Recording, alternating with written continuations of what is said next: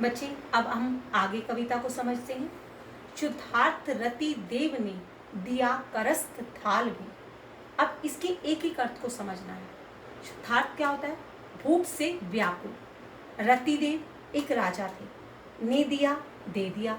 करस्त हाथ में पकड़ा हुआ, थाल थाली। भूख से व्याकुल रतिदेव ने हाथ में पकड़ा हुआ थाल भिखारी को दान में दे दिया।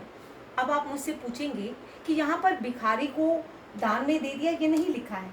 बच्चे, जब कवि किसी चीज को लिखता है तो किन चीजों को साथ में उसे जोड़ता है, अर्थात उस अर्थ को पूरा करने के लिए उन्होंने ये पूरा वाक्य भिखारी से जोड़ा है और इसके अंदर उस भिखारी को नहीं डाला है। भूख से व्याकुल रति देव ने हाथ में पकड़ा हुआ थाल भिखारी को दान में दे दिया। इसका अर्थ क्या है? भूख से व्याकुल, रतिदेव राजा, करस्त हाथ में पकड़ा हुआ, थाल थाल। तथा दगीची ने दिया। दगीची एक ऋषि थे। प्रार्थ दूसरों के जन कल्याण के लिए। अस्थि हड्डियों का, जाल समूह। हड्डियों का दान उन्होंने दिया था। ऐसा कहा जाता है, ऐसा सुना है कि दगीची ऋषि ने जन कल्याण के लिए अपनी हड्डियों का दान दे दिया था। कहते हैं कि उन्होंने हड्डियों का दान इसलिए दिया था क्योंकि जन कल्याण के लिए वह जरूरी था। अब ये कहानी दगीची ऋषि से जुड़ी हुई है, जिन्होंने जन कल्याण के लिए अपनी हड्डियों का दान दे दिया था। दगीची ऋषि ने प्रार्थ जन कल्याण, दूसरों के कल्याण के लिए, अस्थिजाल अर्थात अपनी हड्डियों का दान दे दिया था। अब यहाँ पर दान नहीं लिखा हुआ, मैंने वाक्य को जोड़ने के लिए दान बोला है। उशीनर क्षितिज, ये है उशीनर का अर्थ होता है गंधार देश के राजा। क्षितिज का अर्थ होता है राजा। सब मास, अपना मास, दान दान। अब इसके साथ एक छोटी सी बात जुड़ी हुई है जिससे आपको ये याद रह जाएगा। गंधार देश के राजा ने कबूतर की जान बचाने के लिए अपना मांस दान में दिया था, ऐसा कहा जाता है। गंधार देश के राजा ने कबूतर की जान बचाने के लिए अपना मांस दान में दिया। अभी आप कहेंगे कि कबूतर की जान इसमें नहीं लिखा हुआ। मैंने पहले ही ये बात समझाई है कि वाक्य को पूरा करने के लिए उस बात को यहाँ पर जोड़ा गया है, इसलिए आपको ये बात समझ में आ सके।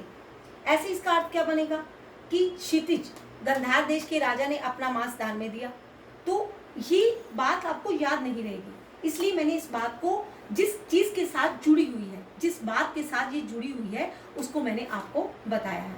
अब इसको एक बार फिर करते हैं। भूख से व्याकुल रति देव ने हाथ में पकड़ा हुआ थाल भिखारी को दान में दे दिया। दगीची ऋषि ने जन कल्याण के लिए अपनी हड्डियों का दान दिया। गंधार देश के राजा ने कबूतर की जान बचाने के लिए अपना मांस दान में दे दिया। सहर्ष, खुशी के साथ। वीर कर्ण ने शरीर चर्म अर्थात शरीर का कवच। आप ये सभी जानते हैं कि कर्ण के शरीर पर एक कवच था और ब्राह्मण, इंद्र देवता ब्राह्मण का रूप धारण करके आए थे, तो वीर कर्ण से उन्होंने उस कवच को मांगा था।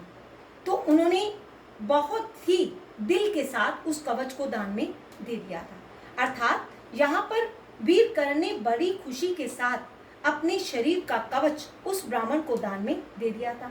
अब यहाँ ब्राह्मण नहीं लिखा हुआ, तो ब्राह्मण मैंने इसलिए बोला है क्योंकि वीर कर्ण ने अपने शरीर का कवच ब्राह्मण को दान में दिया था। अनित्य, जो हमेशा नहीं रहती है।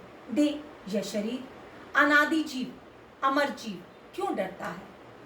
ये शरीर नश्वर है, ये हमेशा रहने वाला शरीर नहीं है, ये सभी जानते हैं। ये सबसे महत्वपूर्ण बात है।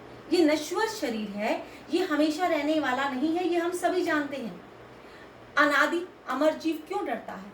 आत्मा अमर है बच्चे, ये शरीर अमर नहीं है। ये शरीर तो नश्वर है, मरने के बाद जल जाता है और खत्म हो जाता है, और आत्मा अमर होती है। तो इसलिए मैथिली शरण गुप्त के कहते हैं कि ये शरीर नश्वर है, फिर अमर जीव इस बात से क्यों डरता है कि ये शरीर मेरा नष्ट हो जाएगा? ये शरीर नश्वर है, ये सभी जानते हैं, ये मृत्यु का सच सभी जानते हैं, तो इस बात से फिर क्यों डरते हैं? वही मनुष्य है, वही मनुष्य कल्याण का अधिकारी है जो दूसरों के लिए परोपकार करता है। करता है, जो दूसरों के लिए मरता है, अर्थात दूसरों के कल्याण के लिए सोचता है, वही मनुष्य कहलाने का अधिकारी है। बच्चे, इस कविता को बड़े ध्यान से समझना है। मैं इसे बिल्कुल एक एक शब्द का अर्थ बताते हुए मैं आपको बता रही हूँ। फिर भी आपको समझ में नहीं आता तो आप मुझसे पूछ सकते हैं। एक बार फिर करते हैं। भूख से व्याकुल रतिदेव राजा ने हाथ में पकड़ा हुआ थाल भिखारी को दान में दे दिया।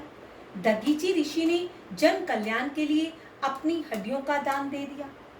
गंधार देश के राजा ने कबूतर की जान बचाने के लिए अपना मांस दान में दिया। वीर करण ने ब्राह्मण के कहने पर अपने शरीर का कवच खुशी से दान में दे दिया। ये शरीर नश्वर है, फिर अमर जीव इस बात से क्यों डरता है कि ये शरीर हमेशा रहने वाला नहीं है। वही मनुष्य कहलाने का अधिकारी है जो दूसरों के लिए परोपकार करता है। अब आपको ये बात समझ में आ गई होगी। शुद्धार्थ का अर्थ है भूख से व्याकुल रतिदेव राजा, करस हाथ में थाल, प्रार्थ दूसरों के कल्याण के लिए, दगीची ऋषि, अस्थिजाल हड्डियों का समूह, क्षितिज राजा, उशीनर गंधार देश के राजा, सवमास अपना मास, सहर्ष खुशी, वीर कर्ण ने क्या किया, खुशी के साथ अपने शरीर का कवच दान में दे दिया। अनित्य देह, ये शरीर नश्वर है, हमेशा रहने वाला नहीं है। फिर ये अमर जीव क्यों डरता है, वही मनुष्य कहलाने का अधिकारी है जो दूसरों के लिए परोपकार करता है। मुझे ऐसा लगता है कि आपको समझ में आ गया होगा। फिर भी कोई बात समझ में नहीं आई हो तो आप मुझसे पूछ सकते हैं। Thank you very much.